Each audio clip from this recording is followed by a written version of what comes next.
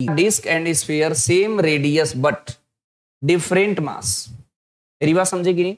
Roles off two incline plane of the same altitude and length, which one of the two objects gets to be bottom of the plane is first।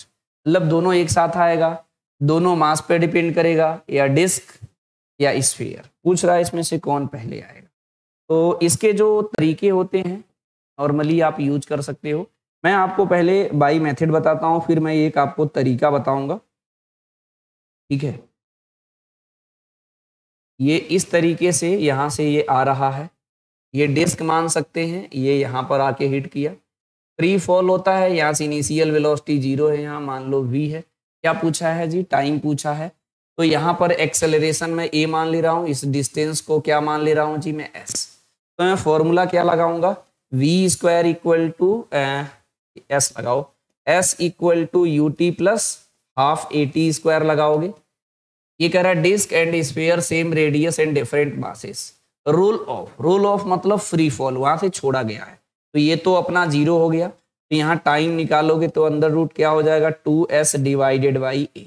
और a का हम कहते हैं formula आप याद रखे रहा करो, g sine theta divided by 1 plus k square upon r square. ये क्या है? हमारा रेडियस ऑफ गायरेशन। ये हमारा क्या है?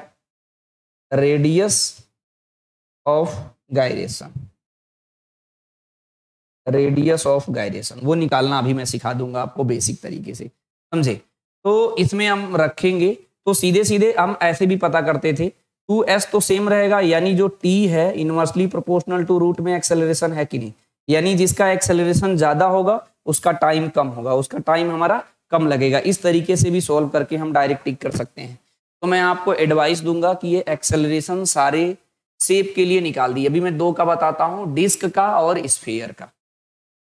तो डिस्क का यहाँ देखो, अगर डिस्क इस तरीके से रोल करेगा इस एक्सेस के अबाउट, इसका मोमेंट ऑफ इनर्शिया आई कितना होता है जी? mr स्क्वायर डिवाइडेड बाई 2, और इसी को हमने लिखाया था ऐसे निकालते mk स्क्वायर। तो इन दोनों को इक्वल करोगे तो k square upon r square की वैल्यू डायरेक्ट कितनी आ जाएगी? 1/2 मैंने सिखाया था, है ना?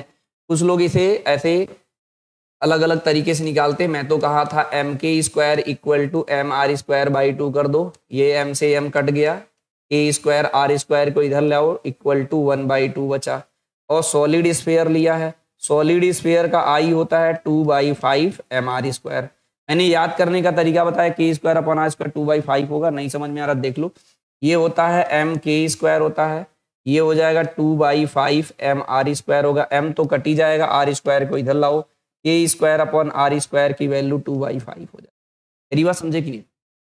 इसके लिए एक्सेलरेशन निकालोगे तो ये इसका होता है g sine theta divided by 1 plus k square upon r square, इसकी वैल्यू कितना रखना है? 1/2 रखो, तो ये कितना हो जाएगा? g sine theta divided by 1 plus 1/2 add करोगे तो 3/2, तो 2 ऊपर चला जाएगा, 2/3 g साइन थीटा। मेरी बात से सहमत हो? सेम तरीके से अगर इसके लिए एक्सेलरेशन निकालोगे तो इसका एक्सेलरेशन कितना आ जाएगा? g sine theta divided by 1 plus 2/5, तो इसका एलसीएम ऐड करोगे तो ये कितना हो जाएगा? g sine theta divided by 7 divided by 5, तो 5 divided by 7 g sine theta आ जाएगा। g साइन थीटा दोनों में सेम है, मेरी बात समझे कि नहीं? तो इसमें है 5/7, इसमें है 2/3। तो मैं तो कहूँगा सारे शेप के लिए जो बच्चे मेंस के हैं वो क्लास ज्वाइन करते हैं तो उनके लिए एडवाइस है, सारे शेप का याद जरूर कर ले। ध्यान डिवाइड करोगे तो ये आएगा 0.67 भी ले सकते हो g साइन थीटा। इसको अगर डिवाइड करोगे तो ये कितना आ रहा है? ये आ रहा 0.71, ये आ रहा है हमारा 0.71 g साइन थीटा।